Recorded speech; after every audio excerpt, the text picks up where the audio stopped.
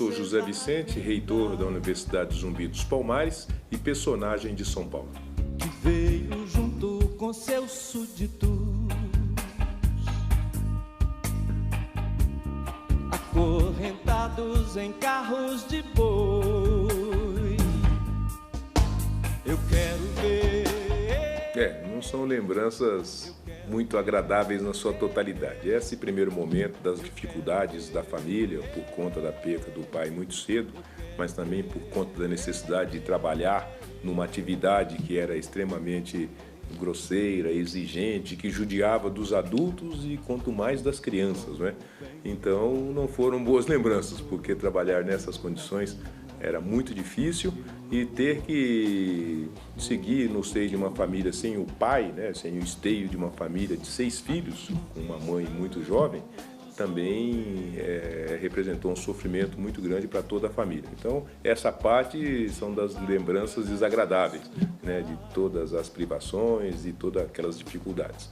Por outro lado, ainda assim, foram fases que tiveram momentos de alegria, momentos de realizações, momentos de confraternizações importantes, vitórias importantes, ou mesmo sobreviver a essa situação já é uma boa lembrança, de modo que tem esse lado da lembrança desagradável, mas tem esse outro lado também das boas lembranças, que afinal de contas era uma infância, criança brincando, e mesmo o trabalho que era muito pesado, mas para a criança se coloca como um colorido especial, né? Andar de caminhão para cima e para baixo, fazer aquelas atividades junto com a família, então tinha um lado também bastante satisfatório. Era muito difícil porque você tinha que conciliar essas duas situações e nas duas você não tinha a presença principalmente da família, né? Porque minha mãe tinha que trabalhar na roça quando estava trabalhando e quando eu saía da roça e ia para a escola a mãe não estava presente, então fazer essa trajetória foi uma trajetória muito pessoal, muito individual, em que sendo um jovem, né, de tenra idade, a gente tinha muita dificuldade para trabalhar com esses mundos desconhecidos sozinho. Então foi muito difícil, não podemos ter aquele apoio do pai fazendo a correção da tarefa, ou o pai fazendo um acompanhamento mais direto dos estudos, né? Mas também não tive o pai puxando muita orelha, que ajudou um pouquinho também. Na verdade, a época, e para essas pessoas que tinham que trabalhar no campo, nas lavouras, no caso nosso, em regra, a gente colhia café. Então, para colher café, ou colher minduim, ou cortar cana, ou apanhar laranja, como eram os trabalhos feitos nos campos à época, dava-se o nome de boia fria ou de boias frias, porque essas pessoas tinham que sair muito cedo de casa, né? Saía mais ou menos 4 horas da manhã para ir a um determinado local onde os caminhões estavam prontos para levar as pessoas até as fazendas. Chegava-se às fazendas, trabalhava-se e em algum momento parava para almoçar. Mas quando se ia almoçar, logicamente, a comida estava gelada, né? Então chamava-se boias frias. Ficou cunhado esse termo aí dos boias frias.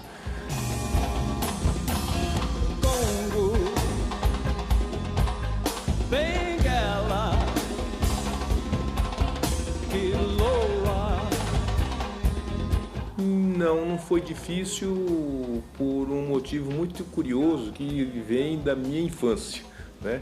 Eu, na minha infância, principalmente na minha juventude, então conheci alguns advogados, né? O pai de um amigo meu era advogado e já naquele tempo eu tinha assim um encantamento pela profissão do advogado, gostava muito do que fazia um advogado e já tinha então um desejo primeiro de seguir a carreira de advogado. E quando chegando aqui em São Paulo e iniciando a minha carreira na Polícia Militar, da mesma maneira tinha muitos colegas policiais militares que faziam a faculdade de Direito. E aí eu fiquei mais estimulado a fazer o Direito e imediatamente definiu para mim como uma carreira que eu conseguiria seguir, né, adiante e realizar os meus desejos, meu sonho profissional. Então o Direito foi a minha primeira opção. Abracei com muita dedicação, né? E na necessidade de cursar uma faculdade naquele tempo, com todas as dificuldades que era para um jovem pobre, um soldado da Polícia Militar, não deu nem tempo de perceber qualquer outra coisa nos desafios que não fosse as características do desafio mesmo, acordar cedo, ter que pagar mensalidade cara, ter que trabalhar à noite, enfim, as dificuldades, mas eu não imagino que qualquer dificuldade que houve na trajetória deveu-se a problema de discriminação ou racismo. Isso eu não consegui enxergar. Pois é, quer dizer, até então eu não via, não enxergava e não tinha visto mais de perto a ocorrência de coisas dessa natureza.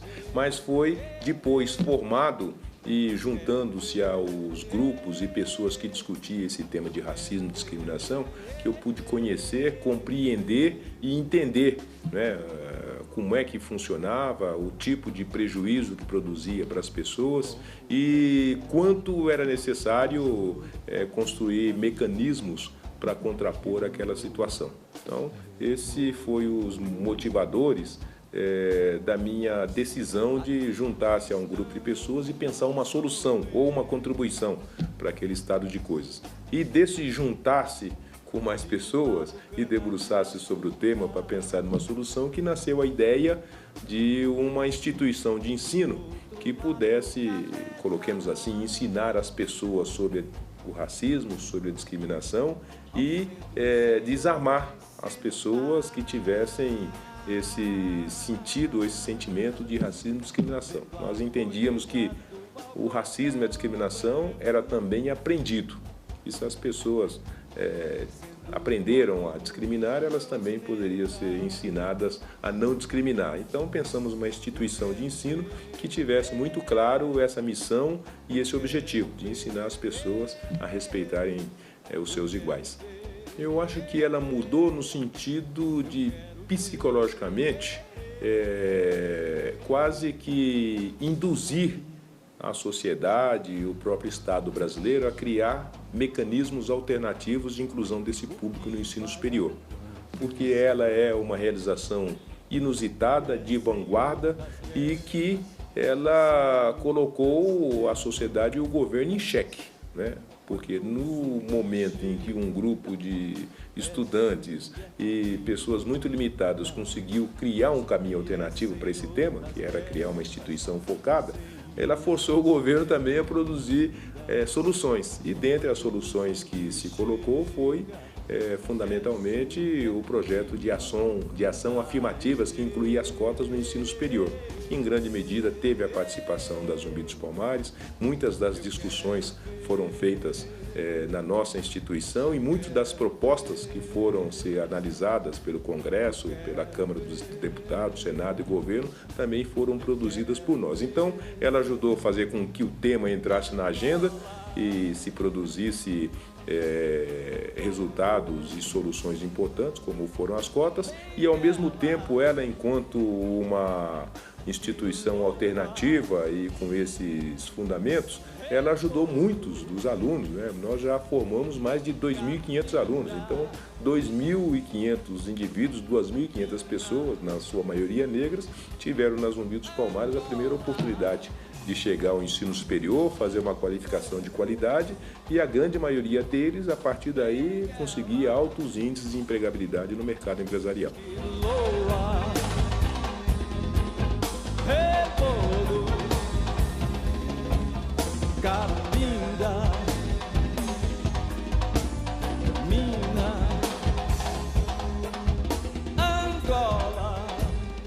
As cotas, sim. As cotas estão mais relacionadas com as universidades públicas, seja do governo estadual, municipal ou do governo federal. Mas nós temos duas outras ações muito importantes que, em grande medida, cumprem esse objetivo. Primeiro, que é o ProUni, o Programa Universidade para Todos, que financia a permanência dos alunos no ensino superior.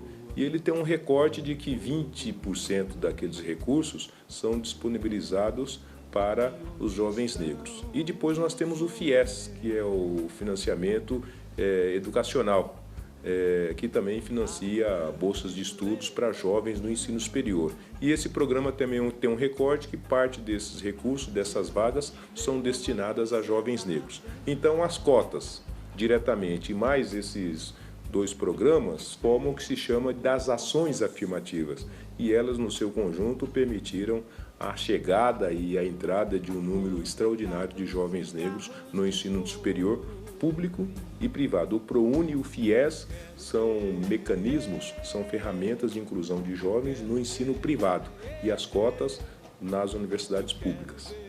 Diminui, talvez não diminuir a desigualdade, mas inicia-se de uma forma objetiva, de uma forma definida, de uma forma estruturada, um combate à desigualdade, né? Porque essas ações no seu conjunto, elas são as primeiras ações que o país construiu para responder às necessidades desse tema. Mas seguramente essas ações não resolvem em nenhuma dimensão o problema. Elas sim começam a indicar que tem um trabalho sendo feito. E essas ações e um conjunto de outras que precisam ser criadas e disponibilizadas pela sociedade, pelo governo, pelas instituições e entidades, essas sim poderão ajudar a fazer a diminuição e talvez em algum momento até a extinção da desigualdade que existe entre negros e brancos em decorrência dessa distorção em que os negros não estão presentes nesses espaços de qualificação acadêmica como era com muito mais intensidade há 20 anos atrás, mas como mesmo hoje ela continua muito limitada, tendo em conta o que representa os negros na sociedade brasileira. Eu quero ver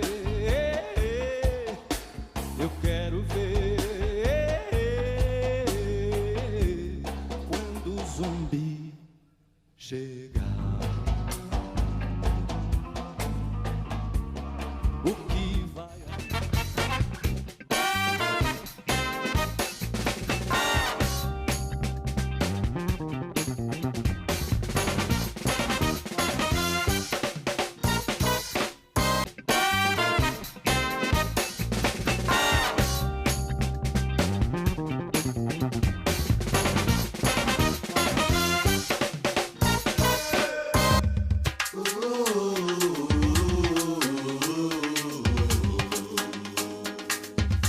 Sim, a primeira preocupação já da construção da Zumbi dos Palmares é que ela pudesse trabalhar em linha com essas duas dimensões do ensino acadêmico, mas fundamentalmente desse público. É um público que tinha dificuldade de acessar a qualificação no ensino superior, mas também era um público que tinha uma dificuldade extrema, uma limitação extrema de acessar os espaços do mercado de trabalho. Então, nós sempre entendemos que era necessário incluir, qualificar no ensino superior, mas incluir, qualificar e, preferencialmente, perenizar esse jovem no ambiente corporativo. Então, por conta disso, o trabalho já veio casado. A instituição oferecendo a qualificação e um conjunto de empresas que ofereciam as vagas e os postos de trabalho.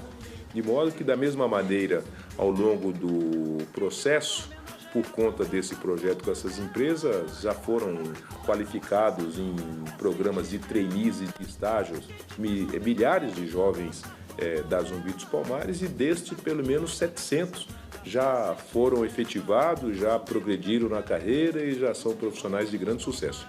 As duas primeiras que estão conosco desde o início são o Banco Bradesco e o Banco Itaú, que foram as que iniciaram esse programa e essa parceria. Mas depois juntaram-se o Citibank, juntou-se também a Samsung, juntou o Banco Safra, juntou o Banco Santander, juntou a Nestlé, juntou o Banco do Brasil, a Caixa, enfim, hoje são um conjunto de quase 20 empresas que auxiliam esses jovens a chegarem e a fazer um trabalho muito importante, que foi o que sempre nós advogamos. Olha, esse público tem muita dificuldade de atuar no chão de fábrica, ou seja, eles vêm de uma realidade que dificilmente vão ter os conhecimentos necessários para se efetivar no mercado de trabalho. Então, parceiro, você leva esse rapaz, ajuda a treiná-lo na sua empresa e depois você me devolve, né? Devolve ele para o mercado de trabalho. Se ele for muito bom e te interessar, você efetiva. Mas se você não quiser efetivar, você devolve para o mercado de trabalho. Porque quando ele volta com uma carteira assinada, Bradesco, Itaú, e com 2, 3 anos de experiência algumas carreiras ou algumas atividades de um grande banco, de uma grande empresa, o currículo dele é disputado no mercado de trabalho. Então, os parceiros ajudaram a fazer isso e aqueles que não puderam ser efetivados no parceiros, né, eles foram efetivados ou tiveram sucesso em outras empresas do ambiente empresarial.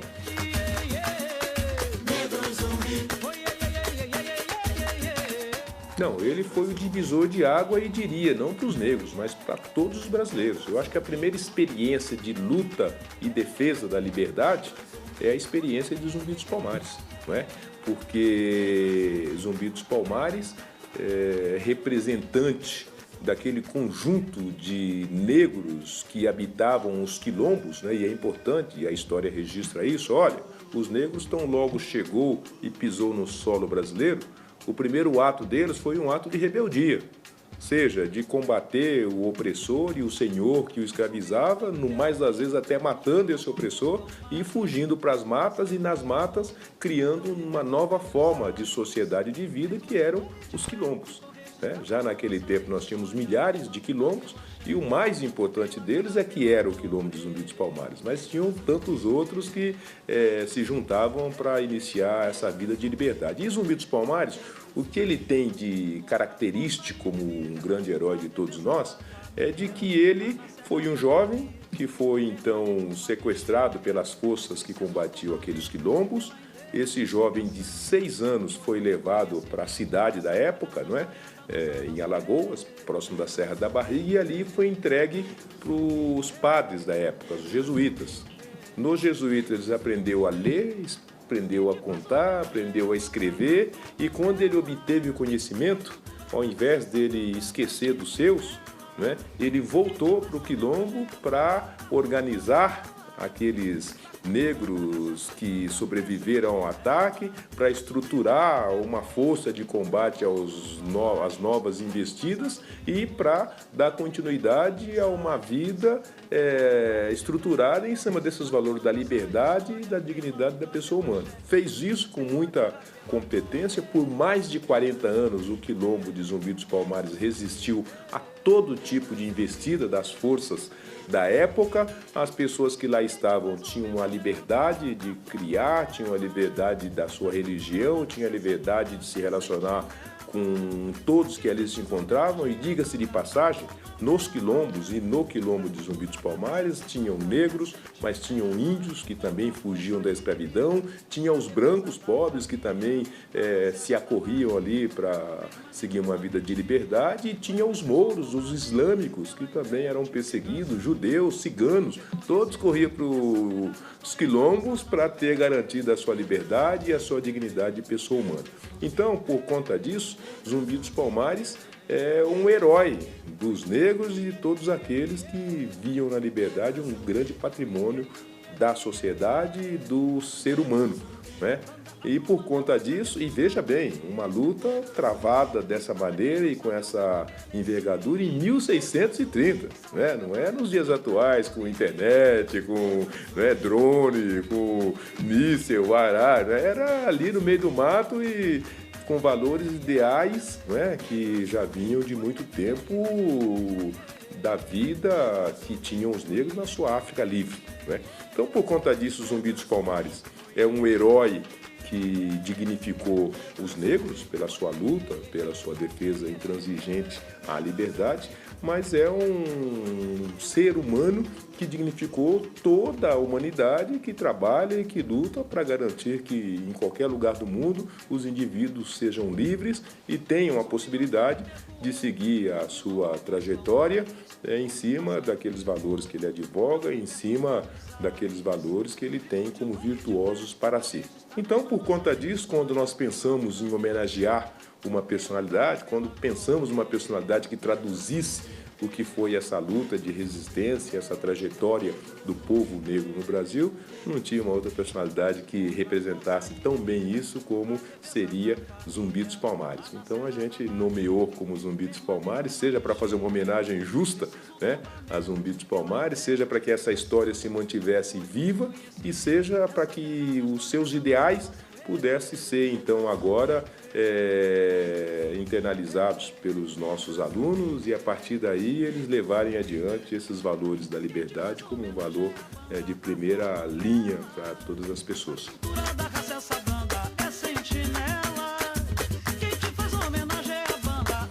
Eu acho muito triste, porque para um país que manteve um processo de escravidão durante 350 anos, para o país que teve o maior contingente de escravos da sua história, e para um país que chega agora a 128 anos da abolição da escravatura, em que os negros representam 53% dos brasileiros, é muito triste e vergonhoso saber que nesse país de miscigenados, que nesse país de negros e brancos, os negros não estão em lugar nenhum.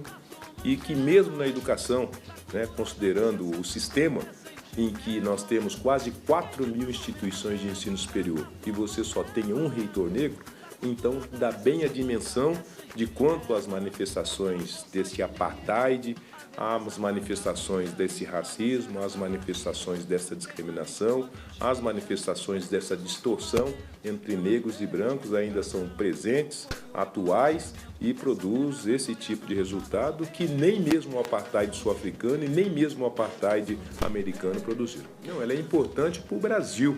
E diga-se de passagem, a obrigação não é uma obrigação da Zumbi dos Palmares, uma obrigação é de todos os ambientes de ensino, porque trata-se de uma lei federal. É uma lei que diz que, olha, a prática da educação tem que ter em conta e em prática de que seu currículo, as suas disciplinas tenham 10% computados como a história do negro e a história da África. Por que isso é importante? Para que todos conheçam a história do Zumbi dos Palmares, todos conheçam quais foram as contribuições do negro para a cultura, para a arte, para a economia, para a política, para a religiosidade, para a educação brasileira. Todos saibam o quanto foram os grandes heróis negros que lutaram ou combatendo os brancos da escravidão ou sistemas escravagistas, mas que depois combateram ao lado de demais brasileiros na Guerra do Paraguai, na Segunda Guerra Mundial, na guerra contra os Guaranis, enfim, na Revolução Constitucionalista, na ditadura e agora na democratização do país. Os negros sempre estiveram lá presentes, lutando e ajudando a construir esse país. E a história que se escreveu, e a narrativa que se construiu da construção do país foi uma narrativa, uma história que excluiu os negros. Então foi um país que foi alçado à condição de sexta potência econômica do mundo sem considerar que um maior contingente de escravos negros estavam aqui construindo esse país. E que depois esse contingente, quando foi libertado, eles vieram de novo para as fábricas e para as fazendas para ajudar a construir o país. E que mesmo hoje são 56% da população que constrói todo dia o país. Mas que quando você precisa saber da sua história, dos seus heróis, das suas contribuições, você não vê esse indivíduo, não vê esse brasileiro em lugar nenhum. Ele não está nos livros escolares, ele não está nas novelas, não estão no teatro, não estão na dança, não estão na educação, não estão nas grandes peças homéricas, não estão na música, não estão nas indústrias, não estão na gestão das grandes... não estão em lugar nenhum. E a sua história também não. Então a história do negro e a história da África é uma forma de, primeiro, recompor essa injustiça de tirar o negro do seu papel de protagonismo também e trazer a informação e qualificar as pessoas de que todos contribuíram para o país ser esse gigante que hoje é. E se tem um dos grupos étnicos mais importantes nessa construção, sem dúvida nenhuma, foram os negros que herdaram heróis extraordinários do tipo de Zumbi dos Palmares, de Pelé, de Joaquim Barbosa, de Benedito da Silva e de Teodoro Sampaio e tantos outros que prestaram aí seu vigor, sua energia para transformar o nosso país nessa potência econômica que é hoje.